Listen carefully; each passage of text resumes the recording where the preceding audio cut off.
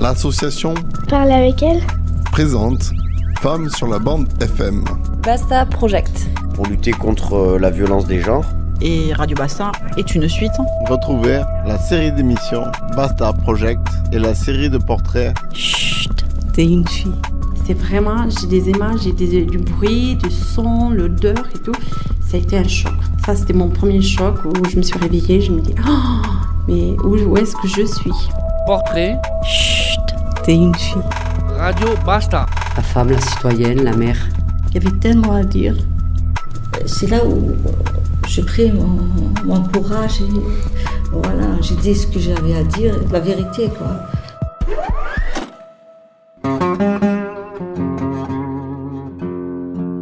Oui, alors je m'appelle Nda Zemou, c'est mon nom de jeune fille. Et Tawir, c'est mon nom d'épouse, d'ex-épouse, je préfère. Donc, j'ai 76 ans. J'ai vécu à Oran, en Algérie. J'ai eu une enfance, disons, normale, ordinaire. Et ma vie a basculé après mon mariage. J'ai eu 5 enfants, 4 sont vivants. Et le cadet est décédé dans des circonstances tragiques. Je n'ai jamais été battue chez moi. Je n'ai jamais entendu mon père élever la voix contre ma mère. C'était plutôt elle qui faisait des remarques et avec un certain respect. C'est-à-dire, j'ai été élevée dans un milieu conservateur où le respect de l'aîné est toujours là. Et je ne sais pas pourquoi, dans ma tête d'enfant, je pensais que si je faisais des bêtises, ça allait rendre malheureux mes parents. C'était comme ça. Et bien après, en me racontant avec mes sœurs, elles avaient le même sentiment que moi. Et j'aimerais bien que les femmes comprennent que ça ne va pas au début, ça n'ira jamais bien après. On dit toujours ça va se rétablir, les liens vont devenir plus forts avec la venue des enfants et ainsi de suite. Mais au contraire, c'est là où on est piégé. Et moi, si j'ai un conseil à donner, d'ailleurs je l'ai donné à mes filles, que si au début ça ne marche pas, ça ne marchera jamais. Voilà.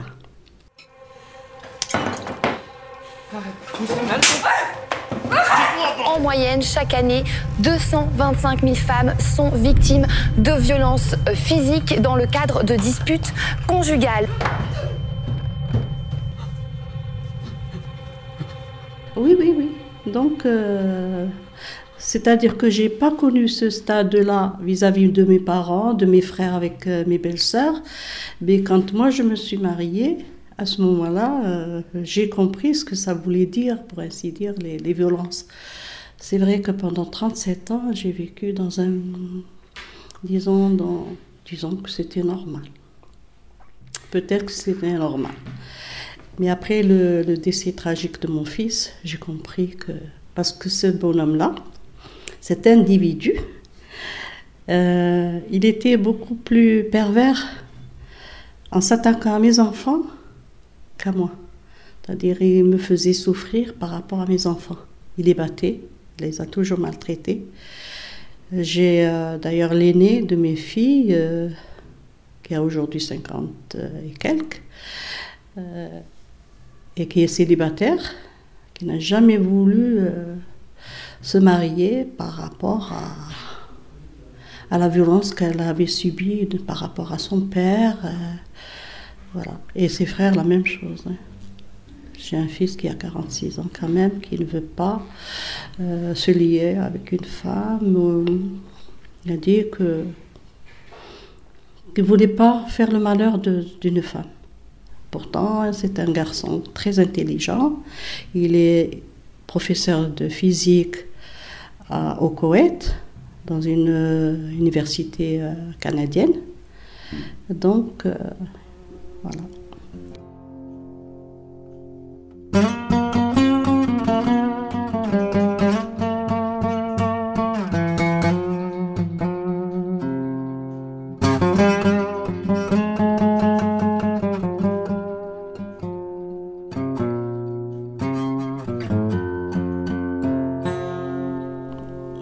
le décès de mon fils, pendant 3 années, on ne s'est pas parlé on ne s'est pas vu d'ailleurs.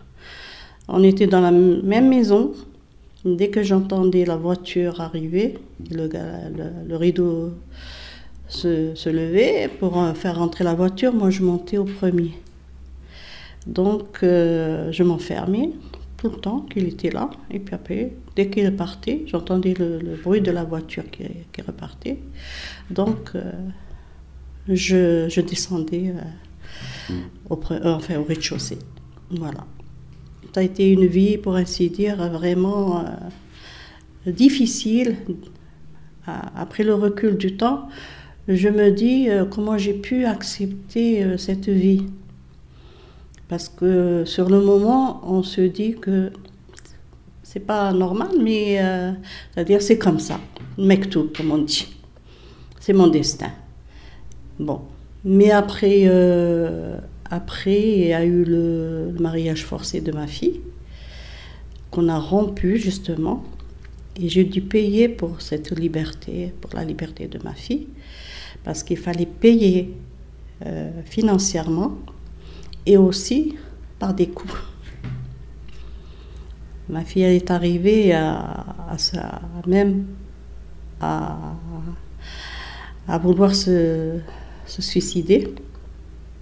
Déjà, elle l'avait fait au départ avec la mort de son frère, parce que c'est une histoire qui est très, très, très pénible, parce que cet enfant-là, ce garçon, il a été mis à la porte à 13 ans pour un bulletin scolaire. Il a été mis à 9h du soir, en pleine période de guerre civile, dans la rue.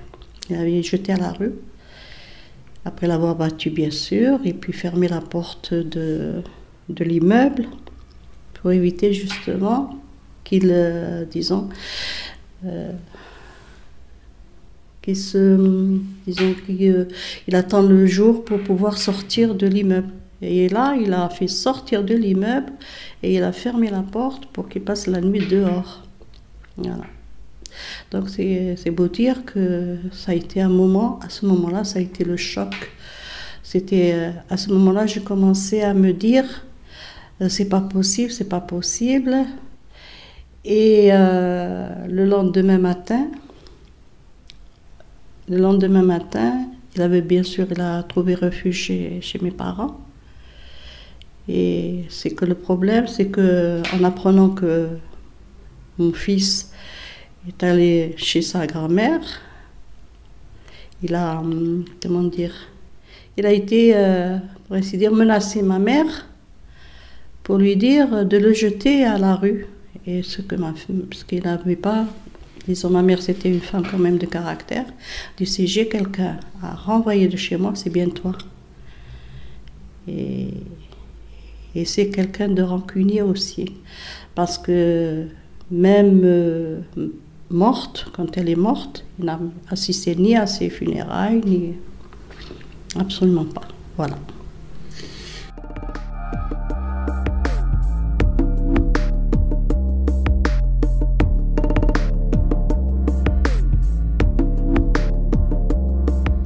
C'est-à-dire que j'étais en colère contre moi-même, parce que j'ai laissé trop faire. Mais que voulez-vous, j'ai été, pour ainsi dire, lâche, parce que dès que je m'apprêtais à faire une phrase et aller pour la lui lancer, pour dire ça suffit, on va arrêter là, disons que dès que je le vois, je retombais, voilà. Donc c'était vraiment... On est à une autre époque aussi. Ben, écoutez, chez moi là-bas, hein, malgré que, bon, je l'ai compris quand je suis venue ici en France, que je vais vous raconter une petite anecdote. On a été, il m'avait jeté un jour à la rue, malade. J'avais à l'époque une angine de poitrine après le décès de mon fils, c'est-à-dire. Bon. Et je marchais comme une vieille, comme maintenant je marche. Donc, Et, et puis elle avait... c'était pour une petite histoire de rien du tout. Son frère était venu et lui, il n'admettait personne, que même pas son père, de son vivant, ne pouvait pas rentrer à la maison quand il était absent. Ça, c'était comme ça.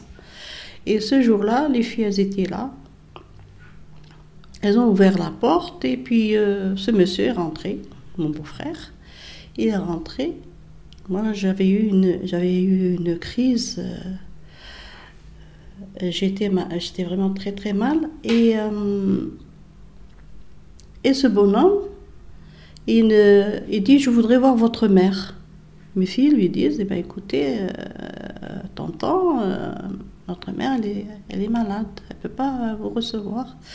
Non, j'ai quelque chose à lui dire. Bon, l'une de mes filles lui dit, ben écoute, tu vas monter parce qu'elle est dans la chambre. Bon. Elles sont montées avec lui. Et tu es malade, oui, qu'est-ce qui se passe? Oui, tu veux quelque chose? Qu'est-ce que tu veux? Non, rien, je voulais juste prendre de vos nouvelles. Et il repart. À midi, quand il vient pour manger, mon cher mari, ma fille lui dit, tonton Bachir était là. Et lui a dit, comment ça il était là? Il a dit, oui, il a parlé il voulait voir, et qu'est-ce qu'il voulait? Et bien finalement, il a dit que pourquoi vous ne donnez plus de signe de vie? Et du coup, ma fille, elle reçoit la chaise sur le dos.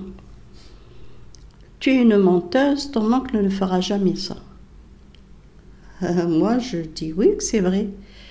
Alors à ce moment-là, il m'attrape du bras et il me fait... Je ne sais pas comment je me suis retrouvée parce qu'on avait le jardin et la rue. Je me suis... jusqu'à maintenant, je me pose la question, comment j'ai pu atterrir sur le bitume dans la rue? Et il avait fermé. Il a bien sûr envoyé ma fille. Et à l'époque, c'était la période de la guerre civile. Une femme ne pouvait pas sortir sans voile. Ma fille était en short, en un petit débardeur. Moi, j'étais pieds nus avec une robe courte dans la rue. Elle a essayé, ma fille... Bon, j'ai perdu connaissance et je me retrouve chez les voisins qui nous ont fait rentrer. Il me fallait ma pompe parce que j'avais un médicament que je mettais sous la langue et ça me reboostait, si on peut dire ça. Et quand ma fille elle a frappé à la porte pour dire que j'étais mal et que... Alors il ramasse tous les médicaments et il lui jette derrière la... Et à ce moment-là, j'avais compris que... Bon, on a été au commissariat. Bon, on a pris d'abord un taxi. Et ce taxieur, bon, comme on appelle chez nous, on dit un taxieur, hein, pour faire comprendre aux gens que... Alors, il nous amène, il nous dit, mais qu'est-ce que c'est que cette tenue? C'est-à-dire, vous êtes nue, madame, et votre fille presque nue, et pieds nus en plus. Alors, ma fille, elle lui raconte, parce qu'elle lui raconte que papa nous a mis à la porte. Ah, mais je vous ramène au commissariat. Qu'est-ce que c'est cette histoire? On n'est pas dans la jungle. On voyait sa femme et sa fille comme ça. Bon. Alors moi je lui dis ramenez-nous chez ma famille et après on en discute. Mais j'y tiens, il faut. Bon, j'arrive chez moi, bon. Et à ce moment-là, on s'habille correctement et on prend le chemin du commissariat. Et ma fille, comme elle est quand même une grande gueule, alors il lui dit qu'est-ce que vous voulez? Elle dit ben voilà, papa nous a jetés à la rue et puis on voudrait voir le responsable. Elle n'a pas voulu lui répondre à sa question. Et là, le bonhomme, il lui dit pourquoi moi je suis rien devant toi? Il dit non, pardon. Cette question, elle doit être c'est à ton responsable qu'il faut qu'on le dise. Bon, il rentre, il ressort, il a dit qu'il ne peut pas vous recevoir, il a trop de travail. Et ma fille qui ouvre la porte du commissaire, je ne sais plus quoi, elle rentre et elle me dit monsieur, c'est assez urgent, ma mère, elle va mourir si... Alors, il nous fait rentrer et il nous dit qu'est-ce qui se passe? Qu'avez-vous fait à ce bonhomme pour qu'il puisse vous jeter à la rue? Et ma fille de lui répondre, si c'était vous, est-ce que vous renvoyez votre femme et votre fille dehors, même si elle a fait quelque chose? C'est pas comme ça que vous devez nous... Ah, il dit, moi je comprends ton père. Ouais, moi je comprends ton père. Tu es d'un caractère... oui, bien sûr, il a voulu vous faire peur. Oui, mais maintenant, où est-ce qu'on va aller? Du moment que, bon, on est là, où est-ce qu'on va aller? On n'a pas de famille. Alors le bonhomme, il la regarde bien. Il lui dit, il faut que tu changes de caractère, parce que je suis de bonne humeur. Ramenez-moi, alors il se tourne vers le brigadier, il lui dit, ramenez-moi une voiture et ramenez ces dames, je veux ce soir, elles rentrent chez elles. Et c'est comme ça, pour vous dire à quel point, c'est-à-dire même du côté de la justice, on ne vous prend pas au sérieux. Voilà.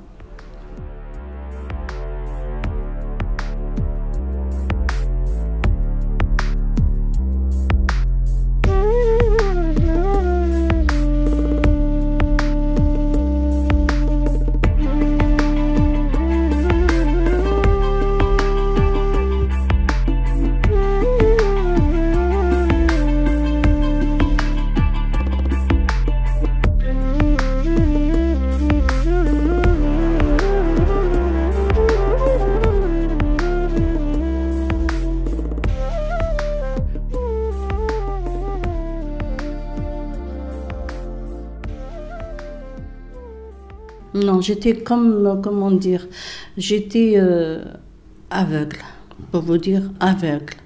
C'est-à-dire, j'avais une sensation tout le temps de mal-être en moi.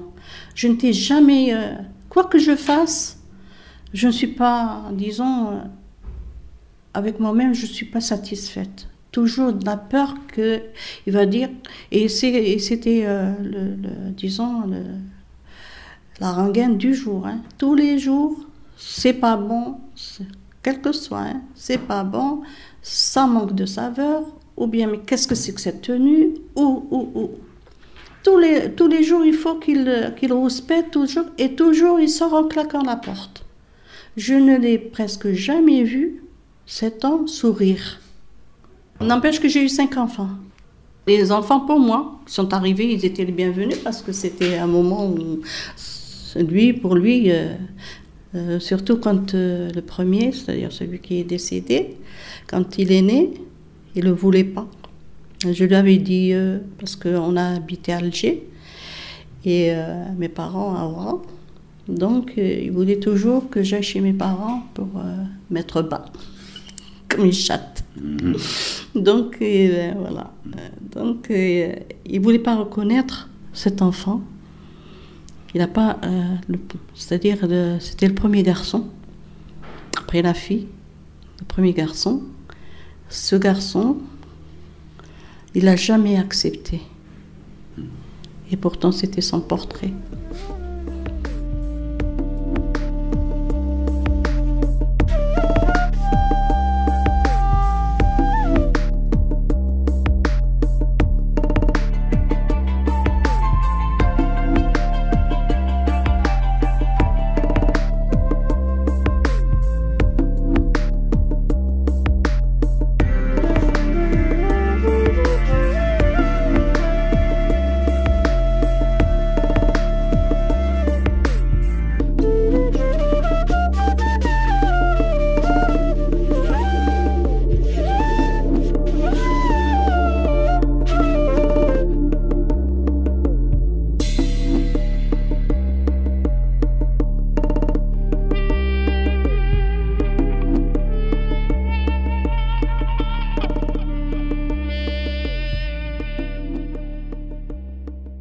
Donc là, quand justement il a commencé à faire, dès le mois de mars, il a fait coucher mon fils dans le balcon. Et il fait frais chez nous là-bas le mois de mars, c'est comme disons le mois de janvier ici. Hein. Et on a le mois de février et mars qui sont vraiment très froids chez nous. Il les faisait dormir dans le balcon. Alors voyant cette situation, je me suis dit, il faut que j'alerte la famille, quoi. Et puis je voudrais bien en terminer avec ce bonhomme. Et quand j'y vais, je raconte finalement tout à ma mère. Bon, à ce moment-là, ma mère qui prend ma défense et qui dit, bon, je vais en parler à tes frères. Parce qu'à l'époque, mon père était décédé déjà. Donc, et à ce moment-là, mon grand frère, il rentre, il voit, qu'est-ce que c'est ces têtes-là, qu'est-ce qui se passe. Alors ma mère, elle a commencé à le raconter. Alors elle me dit, tout de suite, tu vas retourner chez toi. Tout de suite. Elle dit, c'est pas, tu n'as aucune place ici dans la maison. Parce qu'une femme divorcée, tu vas être une femme divorcée. Où sont les convenances et patati, patata. Outré, je sors. Et c'était la première fois aussi que je sors sans sa permission. Donc je rentre et j'ai repris ma place, je fais à manger, tout comme j'ai dit aux petites, ne dites rien, ne dites pas que je suis sortie. Elles étaient contentes parce que c'était la rentrée des classes. Et voilà. Et à ce moment-là, j'ai mis pour ainsi dire une croix. C'est-à-dire j'ai accepté mon sort, quoi. Parce que je n'avais où aller avec 5 enfants. Voilà. C'est comme ça. On est en quelle année là? C'était en 1986, 88 plutôt.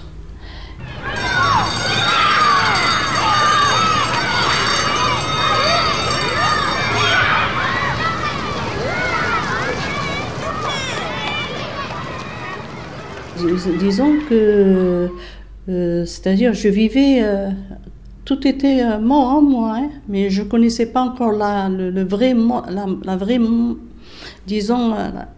vrai sens de mourir, parce que je l'ai connu bien après. Quand j'ai perdu mon fils, j'ai compris que tout ce qui s'était passé pour moi après la mort de mon fils, c'était que des futilités. Hein. Mais en rentrant à la maison et tout, je me suis dit, je ne peux pas partir, je ne peux pas. Donc, tu vas baisser la tête et crever. Voilà. En attendant que mes enfants grandissent. Mais ce que j'ai fait de bien dans ma vie, c'est-à-dire que mes enfants ont pu réussir leurs études. Parce que chaque fois que l'une des filles commence à dire, on en a marre, on ne peut pas sortir, ils nous ramènent. Donc, je leur disais, écoutez, votre seule force, les études et encore les études. Parce que sans les études, vous n'êtes rien du tout. Alors, c'est vrai que moi, je n'ai pas de diplôme. J'ai quitté le lycée en première. Avant de passer à ma première partie du bac, je l'avais déjà quitté parce que vu qu'il y avait l'OAS et tout ce qui s'ensuit. Voilà. Le 17 juin, qui vit la conclusion des accords FLN-OAS, aura-t-il marqué en Algérie la fin du drame? On veut le croire. Et ils voudront sans aucun doute le croire, ceux que 2 jours plus tôt la peur avait jetés vers le port d'Alger. La peur. Eh bien, écoutez, je suis encore, pour ainsi dire, je me sens encore coupable de ce que mes enfants ont vécu, de ce que moi j'ai laissé passer, parce que j'ai laissé passer, j'ai été très très lâche. La peur de recevoir un coup me faisait taire, et ça, jusqu'à présent, des fois je suis bien, des fois je suis pas bien, parce que quand j'y pense, ça remet en moi pas mal de choses. La thérapie, hein, n'a pas été, pour ainsi dire, bon, Mais ce que je veux, ce que je souhaite, c'est que les filles d'aujourd'hui ne s'emballent pas. Ne s'emballent pas. Parce que, pourtant moi c'est quelqu'un que, pour ainsi dire, que j'ai connu, ce bonhomme-là. Enfin, cet individu-là, plutôt. Donc, comment dire, il faut pas qu'elle... C'est-à-dire, il faut que, dès le premier jour, elle résiste. Elle ne laisse pas passer. Parce que quand on laisse passer une fois, deux fois, la personne en face, elle devient encore plus agressive, plus haineuse, plus aigrie.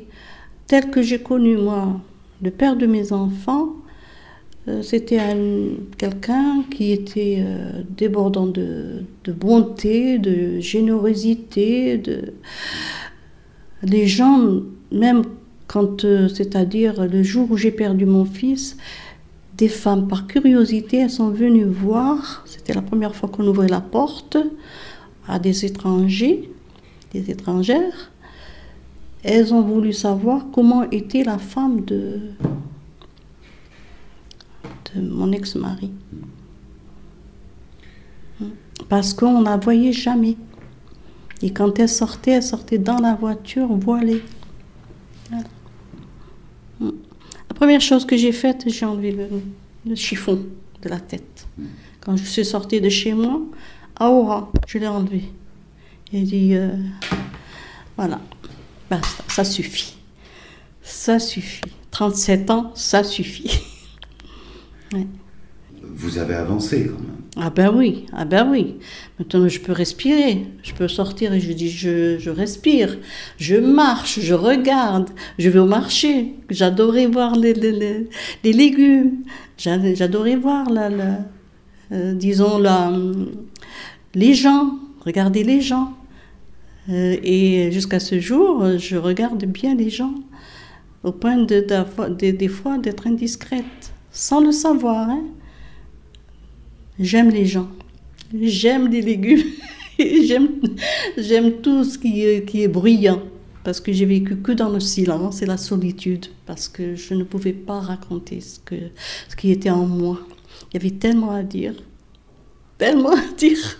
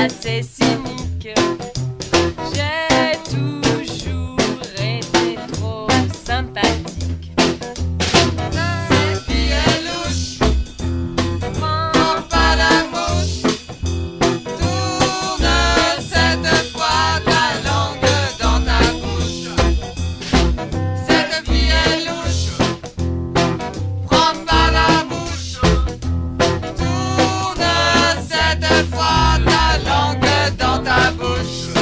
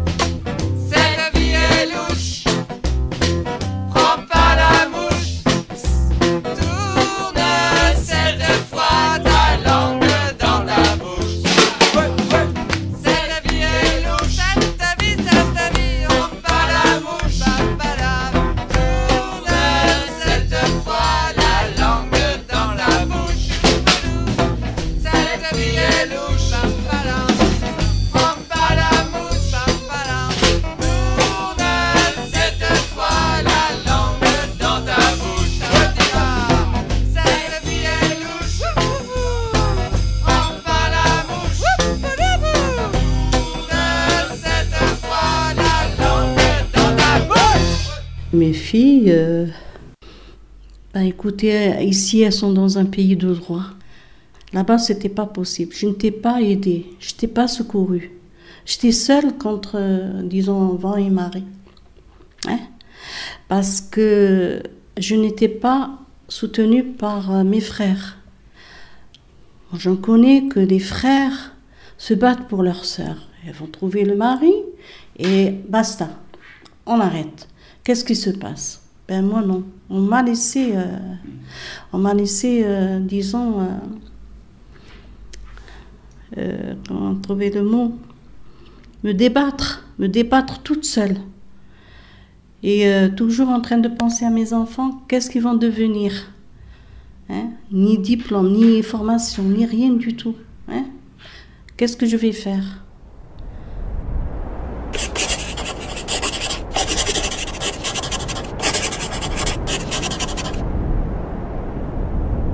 Écoutez, déjà, je tenais un journal et qui est resté entre ses mains. Je ne sais pas s'il a lu ou pas, mais j'aurais bien voulu qu'il le lise. Et arrivé ici, c'est-à-dire je tournais dans les bibliothèques et tout. Ça a commencé par un livre de cuisine. Mais n'empêche que j'avais ramené avec moi mes carnets parce qu'au fur et à mesure que je faisais un plat dont il discutait rien, il disait rien du tout, donc c'est qu'il avait trouvé bien, je notais cette recette parce que des fois je le transformais, des fois. Et c'est comme ça, la première des choses, je me suis dit je vais faire un livre de cuisine puisqu'il n'y a pas suffisamment un livre de référence. Un livre de cuisine d'Algérie, de référence. Je vais en faire quelque chose. Et en plus, je vais faire des anecdotes, c'est-à-dire les mariages et tout. Chaque plat, dans quelles circonstances on présente ce plat et tout. Et là, ça m'a un peu occupée. Et puis après, mais comme je fréquentais des personnes, des voisines, des personnes, et on m'a dit, tu sais, il te faut quand même, parce que toujours cette sensation de peur de sortir, elle était présente. C'est comme s'il était derrière moi. Vous savez, on peut pas passer comme ça, sur un passé traumatisant, parce que finalement, j'ai été traumatisée. Jusqu'à présent, quand je sors, j'ai toujours cette sensation. Quand je le dis à ma sœur, je vais sortir, c'est comme je m'attendais qu'elle me dise, mais pourquoi tu veux sortir? Alors que chez moi, je ne sortais jamais. Je sortais jamais. Même les persiennes, elles sont fermées. Il ne faut pas qu'on me voie de dehors. On me dit, parce qu'il t'aimait beaucoup. Mon Dieu, j'aurais aimé qu'il me haïsse. Non.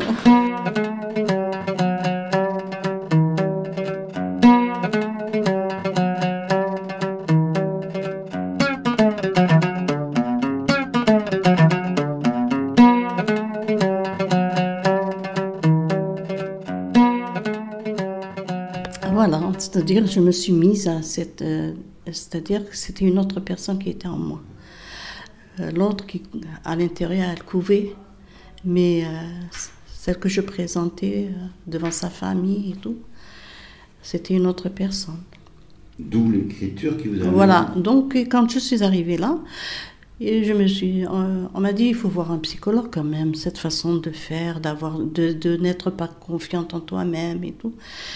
Et je me suis dit, et c'est le psychologue, qu'est-ce qu'il va me faire? Il dit, ça dépend. Soit tu t'allonges sur un divan et tu commences à parler, ou bien il te donne une feuille de papier et tu commences à raconter ce qui va mal. Ben, je vais le faire toute seule. Voilà. Et j'ai pris un cahier. Au bout de 2-3 jours, il était plein, ce cahier, de 96 pages. Je pensais que dans les... Et puis après, j'ai acheté une rame de papier et j'ai commencé à écrire. La rame de papier était passée. Donc, j'en ai repris une autre. J'ai fait, d'ailleurs, disons plus de 1000 pages. 1000 pages. De tous les petits détails qui me sont sortis sans que je cherche à savoir c'est de quoi je parlais. Je me rendais même pas compte.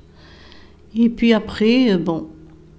Et la première violence que j'ai subie, finalement, c'était la mort de ma sœur aînée. J'avais 3 ans, comment se fait-il que cette personne... c'était elle la première personne à qui j'ai pensé en commençant à écrire. C'est bizarre, mais c'est comme ça. Et tout m'est monté, c'est-à-dire tout est passé dans ma tête, parce que ma sœur qui me dépasse de 7 ans, elle ne se rappelle pas les petits détails que j'ai commencé à dire. Elle me dit, je ne me rappelle pas, mais je crois bien que c'était comme ça. Bizarre. Bon, et puis après, il y a eu des petites conversations. Et puis là, j'avais aussi compris qu'il y avait, que mon frère aîné était quand même très dur avec nous. Et aussi parce que moi, après la mort de ma sœur, voilà, c'est pour ça que peut-être que ça m'est la première chose que j'ai eue dans ma vie qui m'avait choquée, c'était la mort de... Et c'est de là où on m'a mise en nourrice. Une voisine m'a prise chez elle, donc parce que ma mère elle était malade après la mort de sa fille de 19 ans quand même. Donc j'ai vécu chez ma nourrice les meilleurs moments de ma vie. Ouais, c'était une personne qui était ouverte, qui ne... elle était illettrée et tout, mais le soir on sortait, et le soir tous les jours on sortait, et puis son mari, quand il rentrait, j'allais avec lui au bar pour se rafraîchir, qu'il disait, on va se rafraîchir. Lui il prenait une bière fraîche, et moi je prenais de la menthe. Aujourd'hui on dit de la menthe, mais là-bas on disait de la zeta, ce qui veut dire une boisson à la menthe. Voilà. Et il y avait aussi la kémia. Alors donc, ce qui fait, lui prenait une olive, j'en prenais une. Il prenait un lupin, moi aussi. Et c'était comme ça. J'ai vécu pendant, disons, une dizaine d'années chez cette personne. Vraiment exceptionnelle, oui. Et tout ça, je les ai ramenés sans que je cherche à les mettre sur table, quoi, sur feuille plutôt. Oui, alors, du moment que c'était trop, j'en ai déduit, j'ai gardé ce qui concernait ma vie, et les autres, il y en a 2 livres que j'ai ramassés et ils sont chez moi dans mon tiroir. Donc j'attends un bon éditeur pour pouvoir voilà.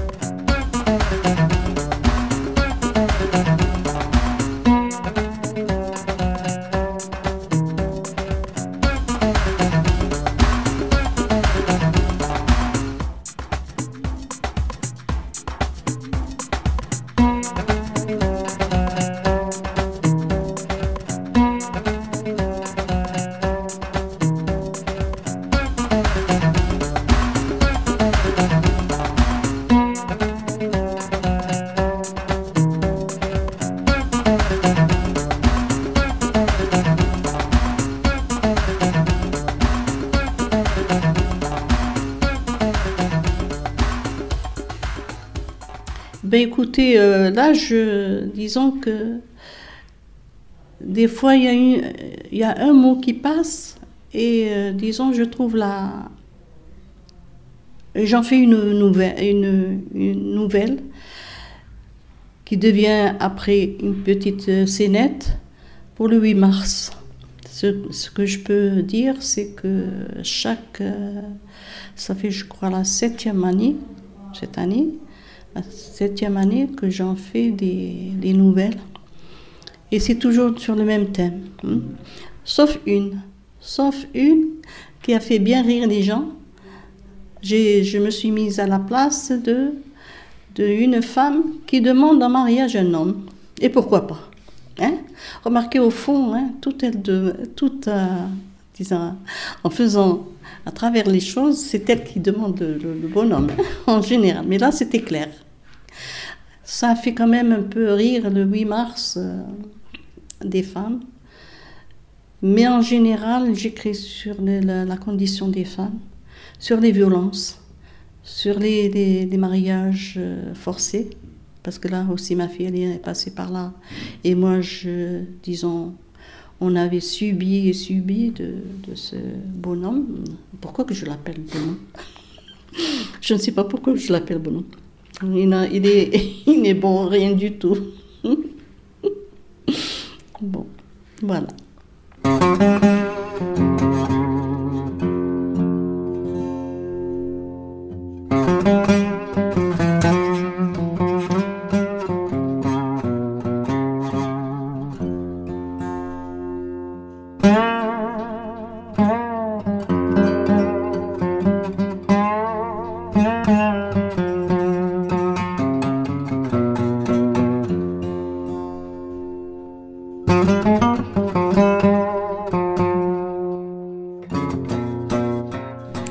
Comme je viens de le dire, il ne faut pas laisser faire, il faut savoir tenir.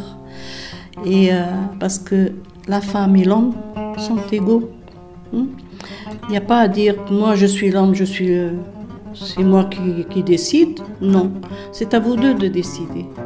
Et surtout le dialogue. Parler pour, disons, pour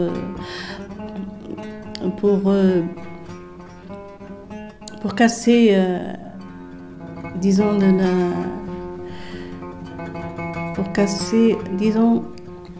oui, c'est une mécanique quand même.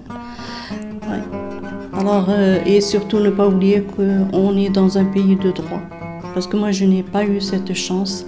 Parce que sinon, je serais partie jusqu'au bout et j'aurais eu ma revanche. Mais comme ça, je crois bien que j'ai eu ma revanche parce que... Hein? Voilà. Merci. Mais c'est moi qui te remercie. Voilà.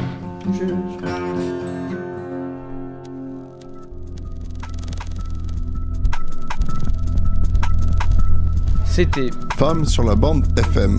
La série de portraits. Chut, t'es une fille. Basta Project. Le thème de Basta Project, les stéréotypes de genre et les violences faites aux femmes. Et je profite puisque c'est une radio de Toulouse. Merci à vous, Radio Campus. Femmes sur la bande FM.